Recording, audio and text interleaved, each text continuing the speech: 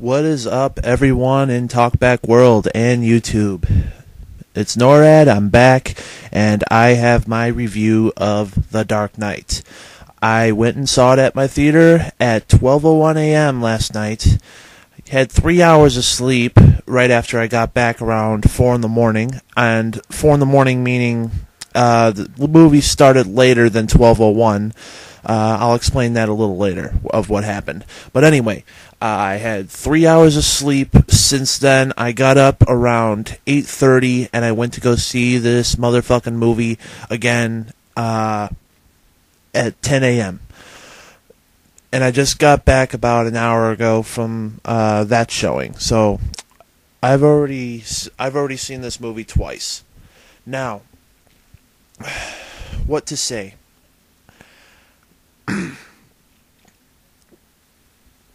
I mean, what do you want me to say? That it's the best movie I have seen this decade, maybe?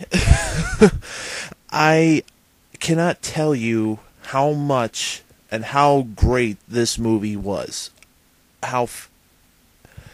My head is still swimming, even after all this time that I've had to think about it. My head still can't get scenes from the movie to go away. It's that captivating. It's that good.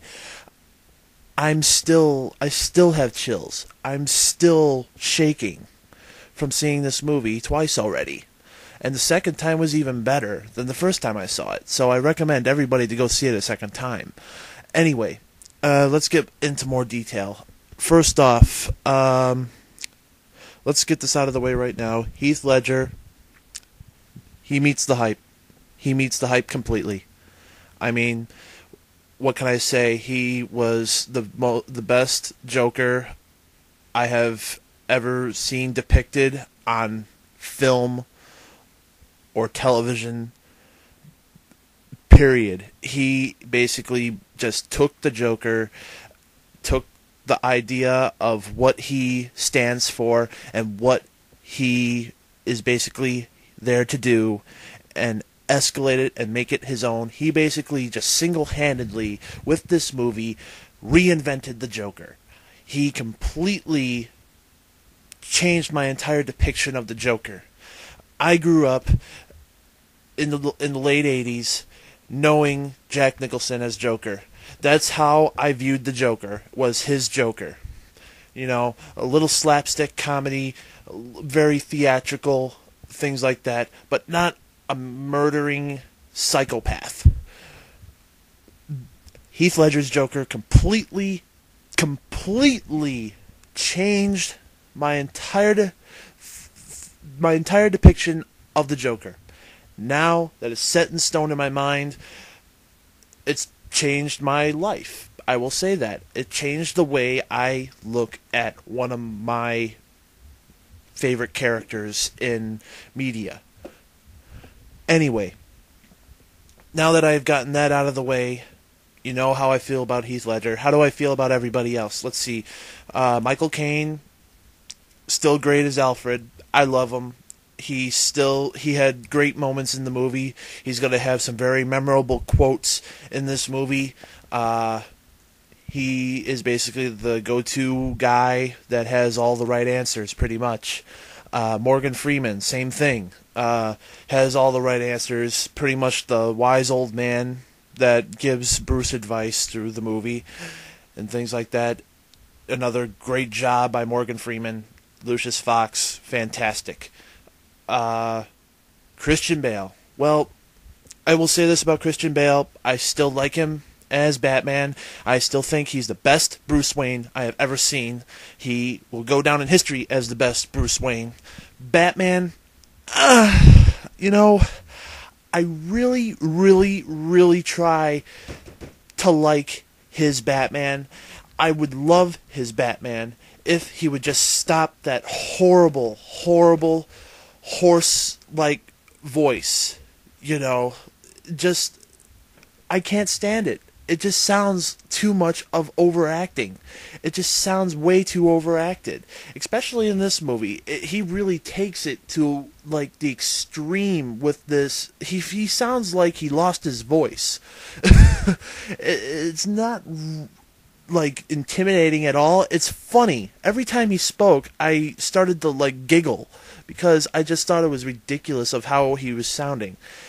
All in all about it, again, great. He was great as Bruce Wayne. Batman, he still has the behavior down. I still like his Batman, but he's not the best Batman. If he gets rid of this voice that he has with him right now, he'd be the best Batman. But because of his horrible voice, I'm going to have to go a little 50-50 on Christian Bale. Great Bruce Wayne, bad Batman.